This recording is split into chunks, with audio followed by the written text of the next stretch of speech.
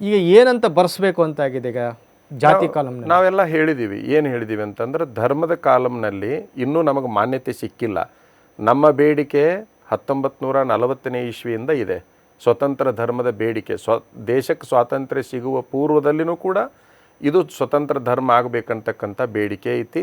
But ನಮ್ಮ ನಾಯಕರ ಹೋರಾಟದ ಕೊರತೆಯಿಂದ ಅಥವಾ ಇನ್ನೇನೋ ಸ್ವಲ್ಪ ವಿಚಾರಗಳಿಂದ ಅದು ಸಿಕ್ಕಿರಲಿಕ್ಕಿಲ್ಲ.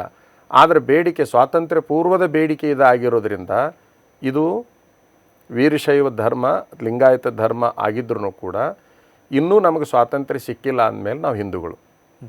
ಸ್ವಾತಂತ್ರ್ಯ ಸಿಕ್ಕ ಮೇಲೆ ನಾವು ವೀರಶೈವ, ಲಿಂಗಾಯತ, ಅದು ವೀರಶೈವ ಅದು ಏನಾಗುತ್ತೆ ಆಗಲಿ, ಸರ್ಕಾರದ ನಿರ್ಣಯ. ಆದರೆ ಈಗಿನ ಮೆಟ್ಟಿಗೆ ನಾವು ಹಿಂದೂಗಳು. ಈ ಮತ ಮತ್ತು ಧರ್ಮ ಇದು ಎರಡಕ್ಕೆ ವ್ಯಾಖ್ಯಾನ ಏನು ಸ್ವಾಮೀಜಿಯವರೇ? ಧರ್ಮ ಅಂದರೆ ಅದು ಎಲ್ಲ ಜನಾಂಗಕ್ಕೆ ಮೀಸಲಾಗಿರ್ತಕ್ಕಂಥದ್ದು.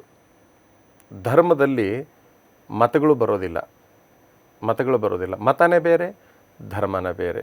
ಈಗ ಧರ್ಮ ಅಂದರೆ ಆಚರಣೆ, ಮತ ಅಂದರೆ ಒಂದು ಗುಂಪು. ಅದು ಆಚರಣೆಗೂ ಗುಂಪಿಗೂ ಬಹಳಷ್ಟು ವ್ಯತ್ಯಾಸ ಆಗ್ತದೆ. ಅಲ್ಲ, ಆ ಗುಂಪು ಆ ಧರ್ಮದ ಒಳಗಡೆ ಇರ್ತಕ್ಕಂಥದ್ದು ಅಥವಾ ಆ ಮತ ಅಂತ ಹೇಳೋದು ನಮ್ದು ಸಪರೇಟ್ ಧರ್ಮ ಅಂತ ಹೇಳೋದು? ನೋಡ್ರಿ, ಒಂದು ಮತ ಅಂತ ಐತಲ್ಲ, ಅದು ಒಂದು ಗುಂಪು. ಮತ ಅಂದರೆ ಗುಂಪು, ಧರ್ಮ ಅಂದರೆ ಅದು ಒಂದು ನಡೆಯೋದು, ಧರ್ಮ ಅಂದರೆ ನಡೆಯೋದು.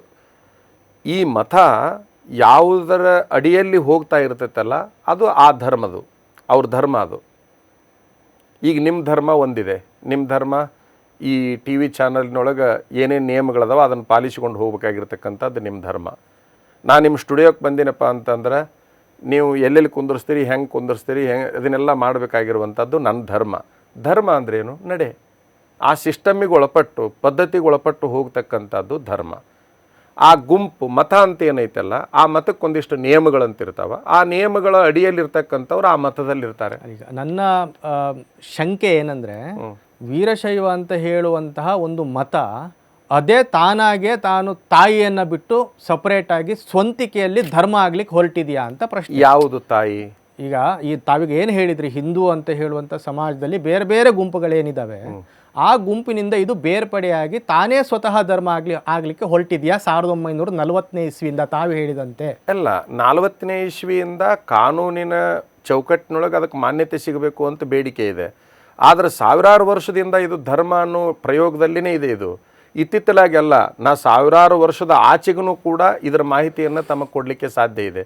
ಆದರೆ ನಾನು ಹೇಳ್ತಾ ಇರೋದು ಏನಂತಂದರೆ, ಇದು ಇತ್ತಿತ್ತಲಾಗಿ ಹುಟ್ಟುಕೊಂಡಿರ್ತಕ್ಕಂಥದ್ದಲ್ಲ. ನಮ್ಮೆಲ್ಲ ಗ್ರಂಥಗಳಲ್ಲೂ ಕೂಡ ಇದು ಧರ್ಮ ಅಂತಲೇ ಕರ್ಕೊಂಡು ಬಂದಿದೆ ಹೊರತಾಗಿ ಹಿಂದೂ ಧರ್ಮದ ಒಂದು ಭಾಗ ಅಂತೇಳಿ ನಾವೇನು ಎಲ್ಲೂ ಕೂಡ ಓದಿರ್ತಕ್ಕಂಥದ್ದಿಲ್ಲ. ವೀರಶೈವ ಲಿಂಗಾಯತಕ್ಕೊಂದು ಬಲವಾದ ಅಸ್ತಿತ್ವ ಇದೆ. ಅದು ಆ ಅಸ್ತಿತ್ವ ಯಾವುದ್ರ ಮೇಲೆ ನಿಂತಿರುವಂಥದ್ದು? ಅದಕ್ಕೆ ಶಾಸ್ತ್ರ ಪ್ರಮಾಣ ಏನು? ನೀವು ಅಂದರೆ ತಮ್ಮ ಶಾಸ್ತ್ರ ಪ್ರಮಾಣ ಅಂತಂದ್ರೆ ಇದಕ್ಕೆ ವಚನ ಸಾಹಿತ್ಯ ಅಂತ ಇದೆ. ವಚನ ಸಾಹಿತ್ಯ ಈಗ ಸರ್ಕಾರದ ಅಡಿಯಲ್ಲಿ ಪ್ರಿಂಟ್ ಆಗಿರ್ತಕ್ಕಂಥ ಪುಸ್ತಕಗಳು ಒಟ್ಟು 14 ಅದಾವ. ಆ 14 ಪುಸ್ತಕಗಳಲ್ಲಿ 22,000 ವಚನಗಳದಾವ.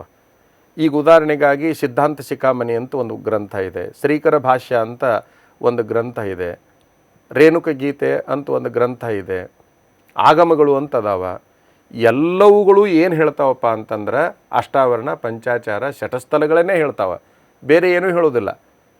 ಅಂದರೆ ನಮ್ಮ ವೀರಶೈವರ ಸಿದ್ಧಾಂತ ಯಾವುದು?